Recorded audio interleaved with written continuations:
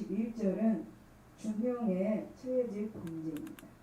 그리고 이제 그 이후에 22절에서 27절까지는 하나님께서 거룩하라고 그렇게 말씀합니다.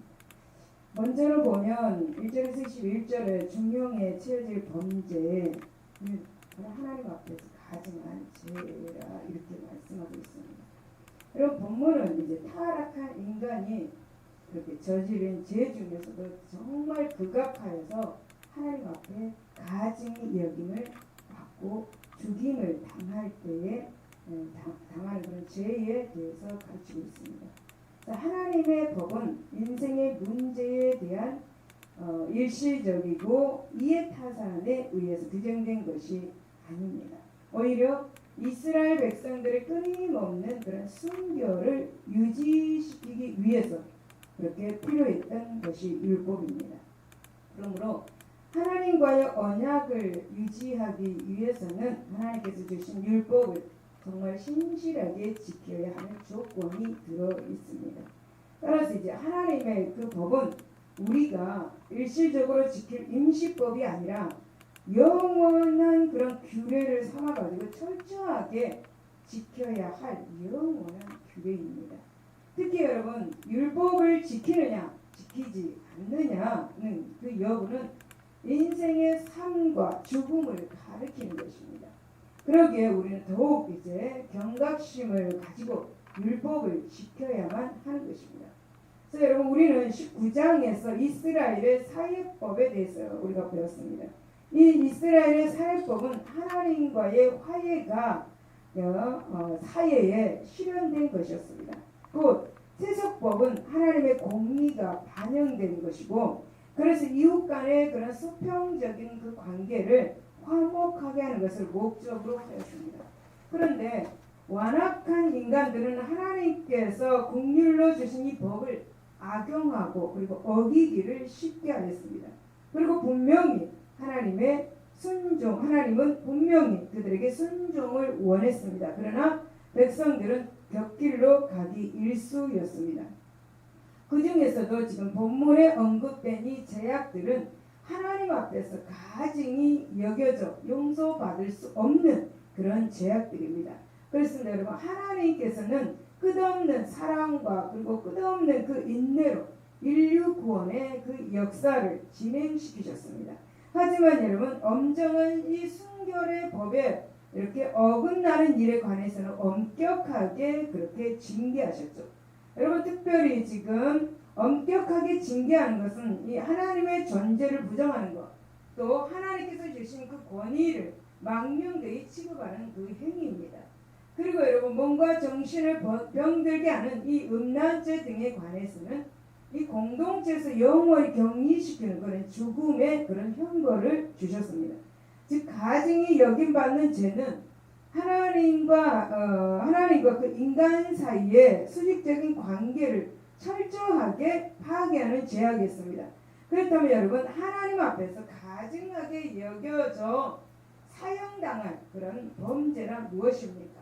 우리는 이를 살펴보면서 구원의 반열에서 떨어지는 일이 발생하지 않도록 주의해야 될 줄로 믿습니다. 첫 번째 보면 2절에서 5절을 보면은 하나님께서 가증히 여기는 죄가 바로 인신제사입니다. 여러분 2절에서 5절을 한번 읽어보면 이스라엘 자손이든지 이스라엘에게 거류하는 거민이든지 그의 자식을 몰렉에게 주면 반드시 죽이되 그 지방 사람이 돌로 칠 것이요 나는 그 사람에게 진노하여 그의 백성 중에서 끊으리니 이는 그가 그의 자식을 몰렉에게 주어서 내 성소를 더럽히고 내 수모를 욕되게 하였으므로 그가 그의 자식을 몰렉에게 주는 것을 그 지방 사람이 못 본 채 하고 그를 죽이지 아니하면 내가 그 사람과 그의 권속에게 진노해서 그와 그를 본받아 몰렉을 음란하게 섬기는 모든 사람을 그들의 백성 중에서 끊으리라 라고 이렇게 말씀했습니다. 여러분 옛날 동화에 효녀심청 아시죠? 효녀심청 당연히 압니까? 모르십니까? 왜 효녀심청을 모르십니까? 여러분 심청이를 사서 바다에 제물로 바치는 인신제사, 그게 바로 인신제사죠. 네? 그래서 어린 나이에 이제 효녀 신청이는 어머니를 잃은 이 신청이는 아버지 신봉사가 얻어다 주는 젖동량에 의해서 이렇게 먹고 자랐습니다. 신청이 이제 어느 날 소녀로 성장했을 즈음에 몽은사 화조승에게 공양미 300석을 주면 아버지의 눈을 낫게 할 수 있다는 소식을 들은 이 신청이는 자진해서 스스로 자기가 임당수 제물로 몸을 팔겠으니 돈을 주세요 라고 하였습니다. 그리고 이제 신청이는 바닷속에 뛰어 들어갔습니다. 그래서 신봉사는 매일매일 딸을 생각하면서 세월을 울면서 지냈습니다. 그런데 신청이가 살아 돌아와서 아버지! 신봉사에게 아버지라고 소리를 치자 어떻게 됐습니까? 두 눈이 번쩍하고 떠졌습니다. 이 동화의 결론은 아버지의 눈은 크게 되었죠. 예. 여러분 사람을 제물로 바치는 지금 그 동화예요. 안 그렇습니까? 예. 사람을 제물로 바치는 이 관습은 원시 시대까지 시급할 수 있습니다. 그리고 여러분 성경에도 보면 생각나는 사람 없습니까? 아브람, 이삭. 아브람도 이삭을 하나님께 제물로 바치려고 하였습니다. 그래서 여러분 어떤 학자들은 이스라엘의 인신제사가 이 아브람의 관습을 쫓으려는 의도에서 나온 것이다 라고 이렇게 말했습니다. 그러나 여러분 사람을 바치는 제사는 이미 아브람이 이삭을 바칠 때 하나님께서 다른 제물을 준비하시는 것으로 끝나게 되었죠. 여러분 하나님께서는 인신제사를 기뻐 받으시지 않으셨습니다. 그것은 본문에서도 마찬가지죠.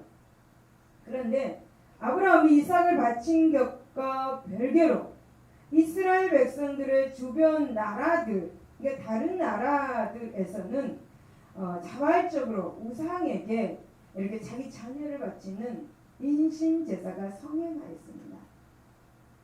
여러분 몰렉 숭배는 인신제사로 유명합니다. 여러분 몰렉 숭배 인신제사는 어린 아이를 타는 불에 집어 던지면서 주문을 외고 소원을 기원하는 것입니다. 여러분 이것은 우상을 향한 광적인 헌신이고 생명을 경시하고 그리고 부모가 자기 욕심만을 채우려는 그런 자들에 의해 성행이 되었습니다. 부모가 잘 되기 위해서 자녀를 인신제사로 이렇게 하는 거예요. 불에 태워서. 이건 말도 안 되는 거죠. 그러나 그때 당시는 그런 게 있었다라는 것입니다. 여러분 이러한 인신제사를 하나님께서 엄격히 규제하고 죽임당하리라는 경고를 하셨습니다. 여러분 하나님께서 죽음 당하리라는 이 경고까지 하신 그 이유는 하나님이 주신 그 생명을 파괴하고 신앙 공동체를 파국으로 몰고 가면서 급기야 하나님을 믿는 그 신앙에서 떨어지는 것을 방지하기 위함이었습니다.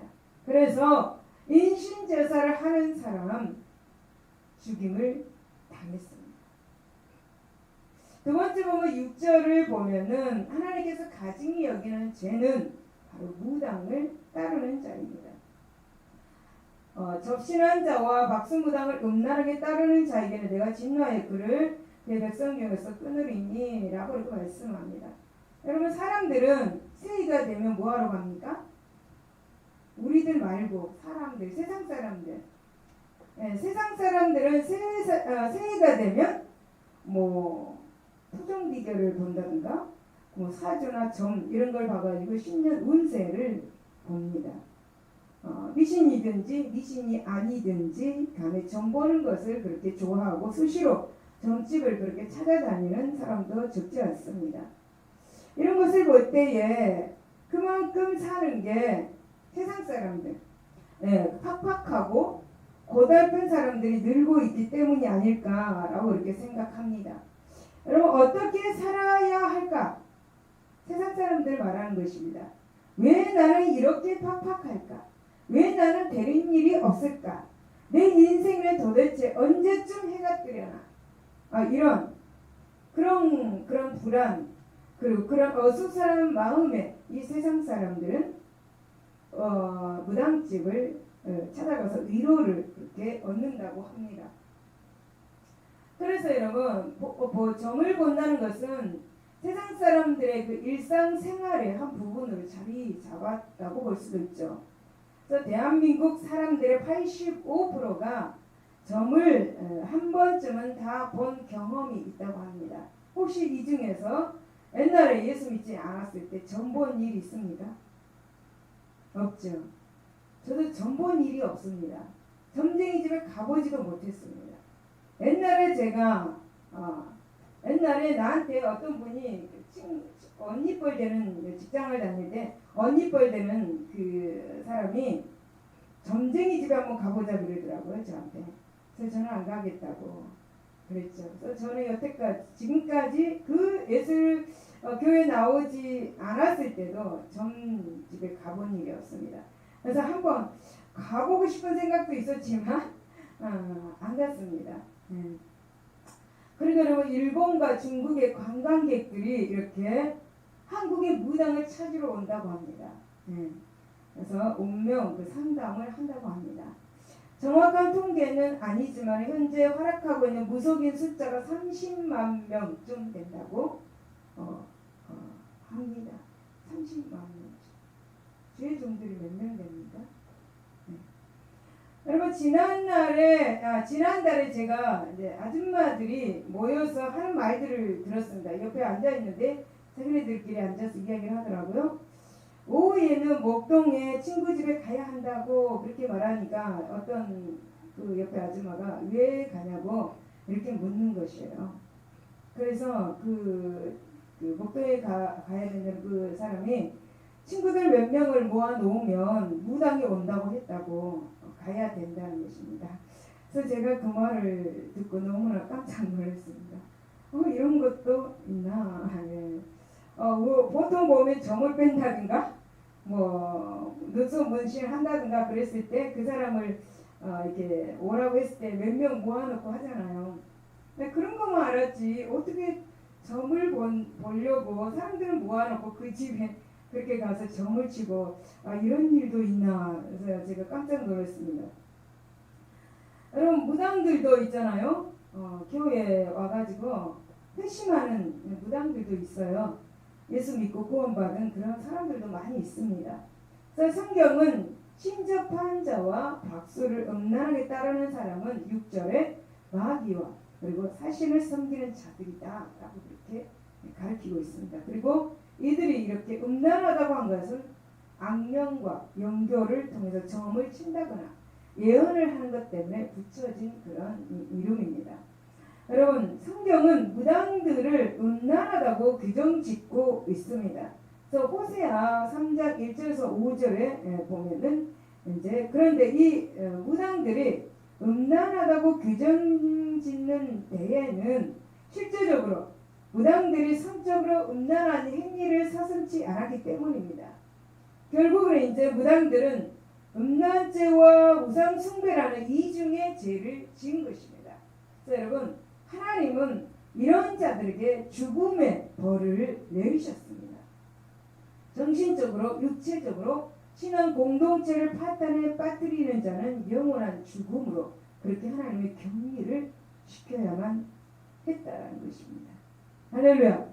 세 번째 보면은 9절에 보면 부모를 저주하는 자입니다. 그래서 만일 누구든지 자기의 아버지나 어머니를 저주하는 자는 반드시 죽을지니 그가 자기의 아버지나 어머니를 저주하였으니 그의 피가 자기에게로 돌아가리라. 이 말씀은 이제 다 외웠을 것입니다. 계속적으로 부모 공경하라 라고 했을 때 이 말씀을 많이 했습니다.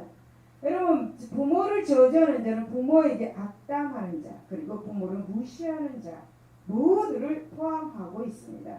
여러분 하나님께서는 제5계명을 통해서 부모를 공경하라고 명령하셨습니다. 그러므로 부모를 멸시하는 자는 하나님의 법을 어긴 그런 사람이죠. 더구나 부모의 권위는 하나님께서 주신 것입니다. 그래서 그러기에 부모를 저주하는 것은 하나님을 저주하는 것으로 그렇게 간주되었습니다. 출애굽기 21장 15절을 보면 자기 아버지나 어머니를 치는 자는 반드시 죽일지니라 라고 그렇게 말씀합니다.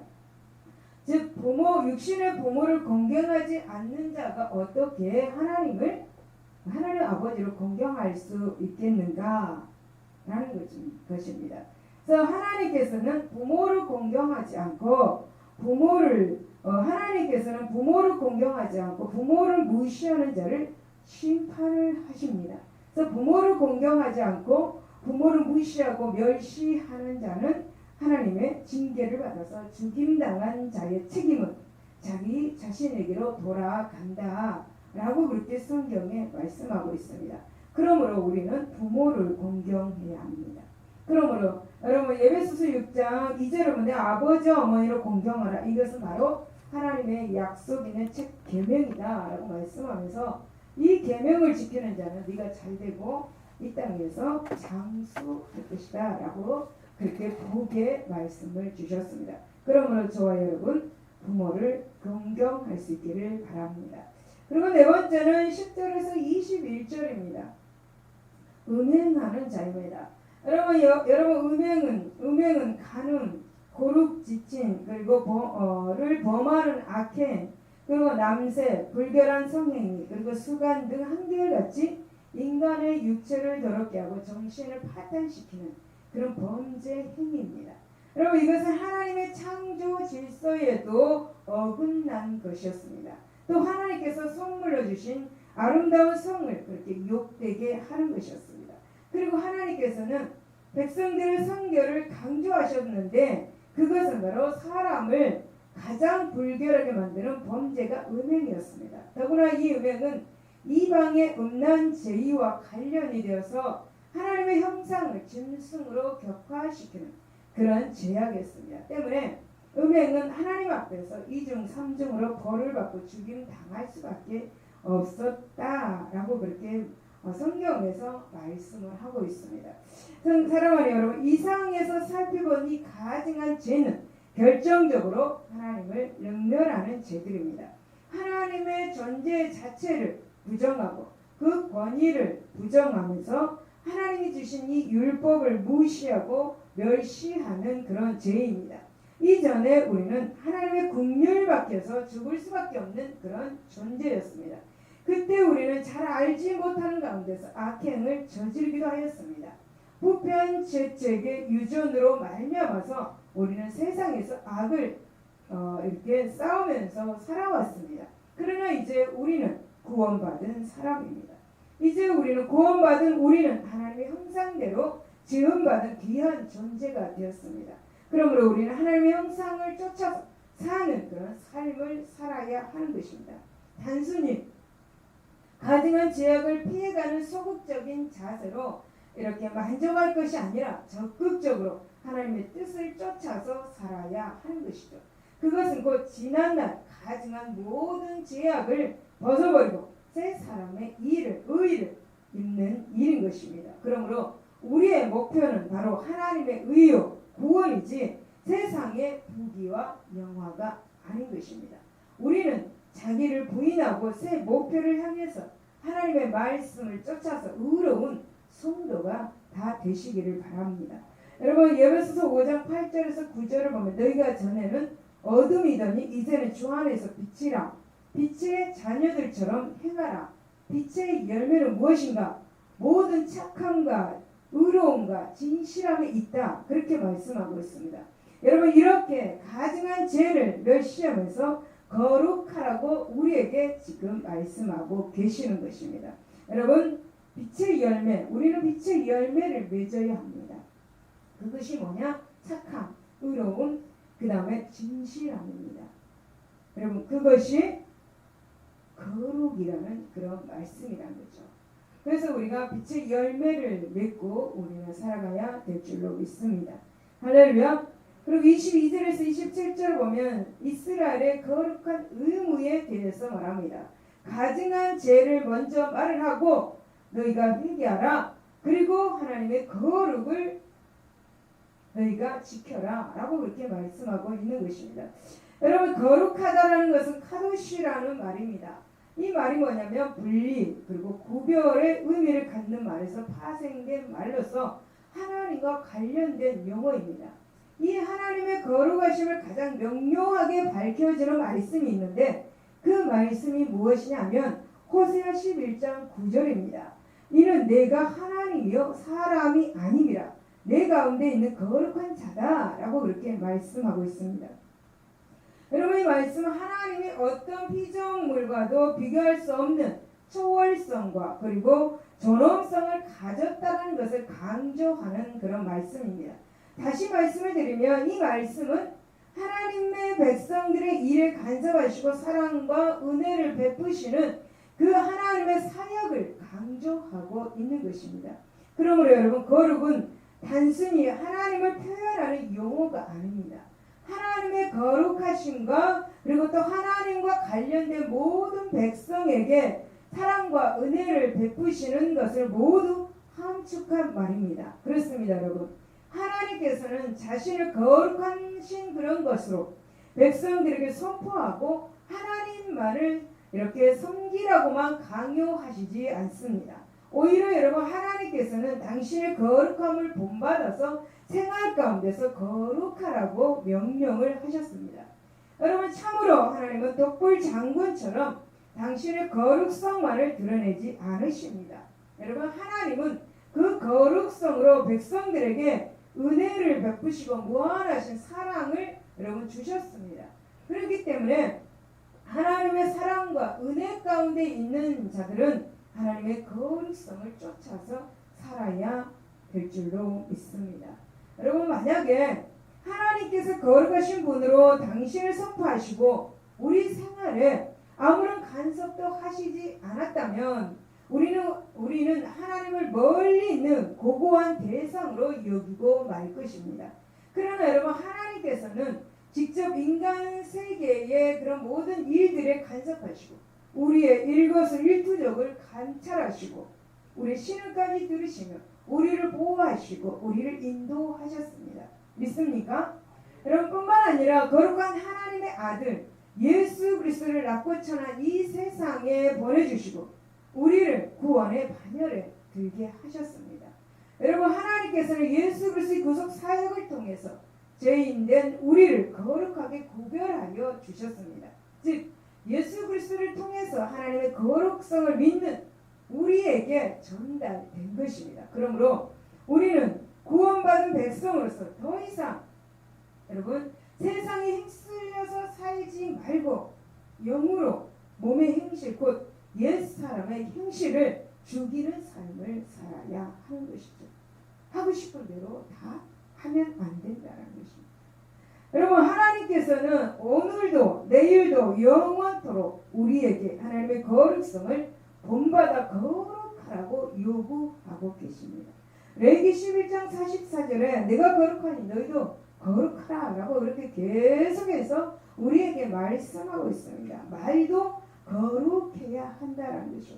그렇다면 우리가 하나님 앞에서 거룩한 존재가 되어야 하는 이유는 무엇인지 한번 살펴보도록 하겠습니다. 23절에서 24절을 보면 여호와께서 우리를 구별하셨기 때문입니다. 너희는 내가 너희 앞에서 쫓아내는 종족의 풍속을 따르지 말라. 그들이 모든 일을 행함으로 내가 그들을 가증히 여기노라. 내가 전에 너희에게 이르기를 너희가 그들의 땅을 기업으로 받을 것이라. 내가 그 땅 곧 젖과 꿀이 흐르는 땅을 너희에게 주어 유업을 삼게 하리라 하였노라. 나는 너희를 만민 중에서 구별한 너희의 하나님 여호와니라 라고 이렇게 말씀합니다. 여러분, 하나님께서는 이스라엘 백성들에게 거룩하라고 명령하시면서 하나님이 친히 구별하셨다는 사실을 그렇게 강조하셨습니다. 내가 너를 구별하였다고 그렇게 강조하는 거예요. 곧 이스라엘 백성들을 예굽의 우상 숭배에서 출애굽시키심으로 구출하셨고 여러분 광야에서 인도하셨습니다. 낮에는 구름기둥으로 밤에는 불기둥으로 그렇게 인도하셨습니다. 그 이유가 무엇인지 아십니까, 여러분? 그것은 바로 이스라엘 백성들은 아브라함의 시대 이래로 구별하셨기 때문입니다. 곧 이스라엘 백성들은 하나님께서 특별히 구별하신 선민이었습니다. 우리가 특별히 구별하신 하나님의 자녀입니다. 따라서 여러분, 이스라엘 백성들은 구별하신 하나님의 소유였고, 그런데 이스라엘 백성들은 만민 중에서 구별하신 하나님께서 우리 또한 미리 구별하셨습니다. 미리 구별하셨어요.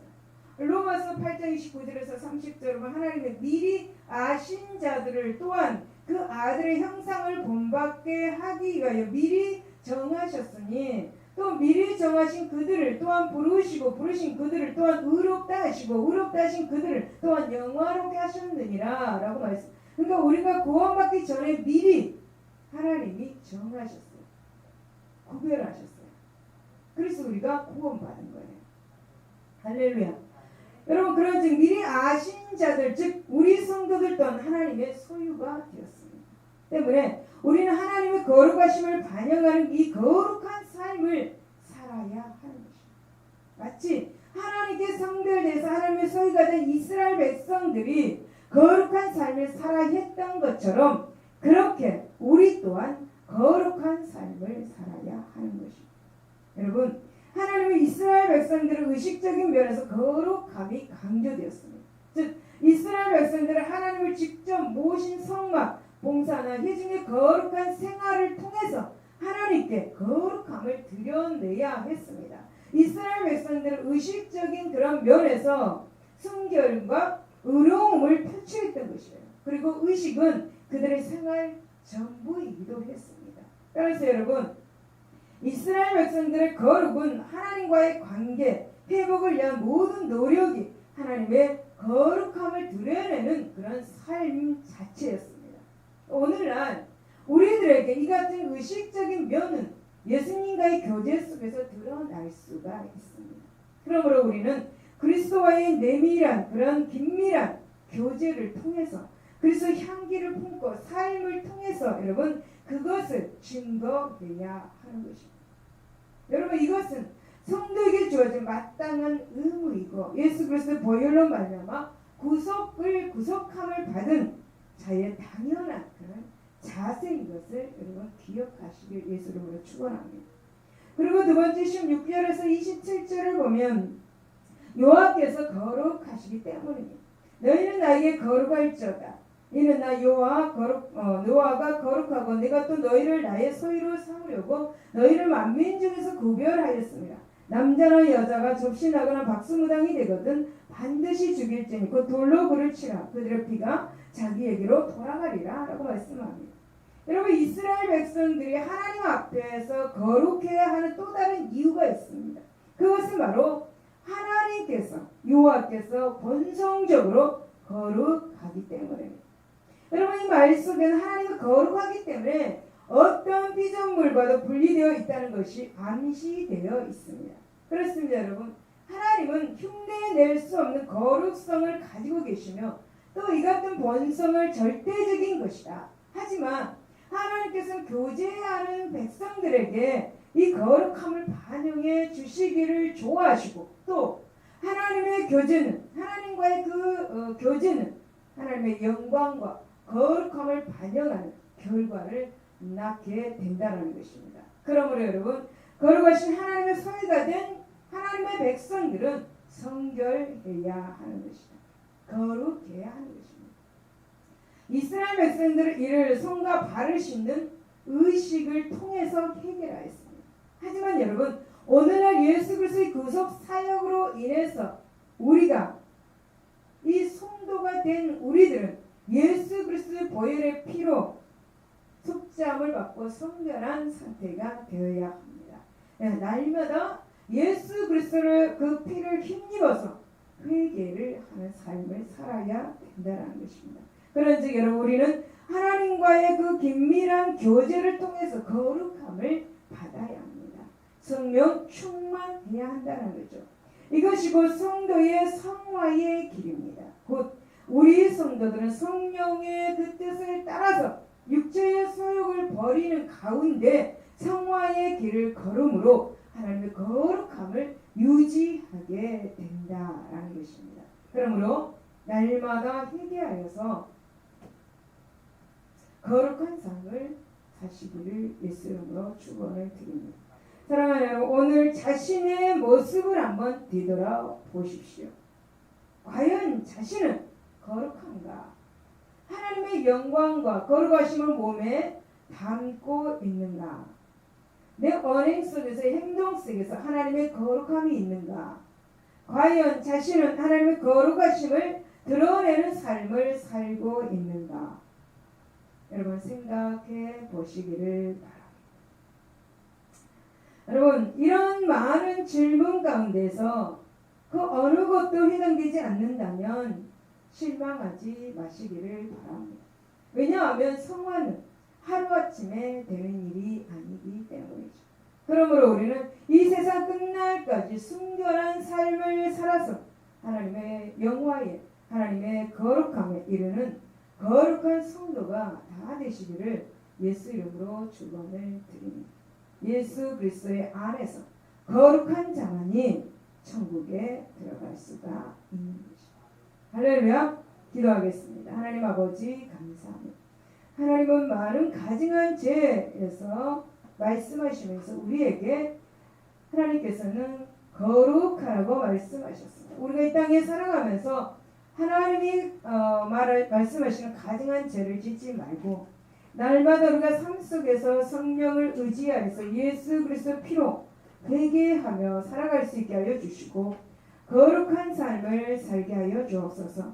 우리 말이나 행동 가운데서 거룩함을 나타낼 수 있도록 성령이여 우리에게 강하게 임재하여 주시옵소서. 성령의 충만함이 있을 때에 우리가 거룩함을 나타낼 수가 있사오니 주여 오늘 역사하여 주셔서 성령께서 우리에게 강하게 임재하시고 모든 지약을 성령의 불로 태워주시고 거룩함을 유지하며 살게 하여 주시옵소서. 감사하며 예수 이름으로 기도드리옵나이다. 할렐루야. 거룩합시다. 어떻게 거룩해야 합니까? 라고 묻는다면 제가 이런 답을 드리고 싶습니다. 예수 그리스도 보혈 안에서 회개하는 삶, 그것이 바로 거룩한 삶입니다. 할렐루야. 여러분 회개하는 여러분 되시기를 바랍니다. 할렐루야. 회개하라 그러면 내가 무슨 죄를 지었기 회개하라 그런가 이렇게 생각하지 말고 한번 내 마음을 들여다보는 겁니다. 내가 무슨 죄를 지었는가 한번 생각해 보는 것입니다. 성령을 의지해서 그래서 하나님 제가 생각하지 못하는 죄, 내가 알지도 못하고 지은 죄들 성령의 조명을 통해서 나에게 알려주십시오. 제가 회개하기를 원합니다. 오늘 나에게 성령 회개의 영을 부어 주시옵소서. 이렇게 기도하시기를 바랍니다. 우리 주여 일창하고 기도하겠습니다. 주여 하나님 아버지 종의 모든 죄를 용서해 주시옵소서. 하나님 아버지 날마다 회개하며 주님 앞에 나가게 하여 주옵소서. 날마다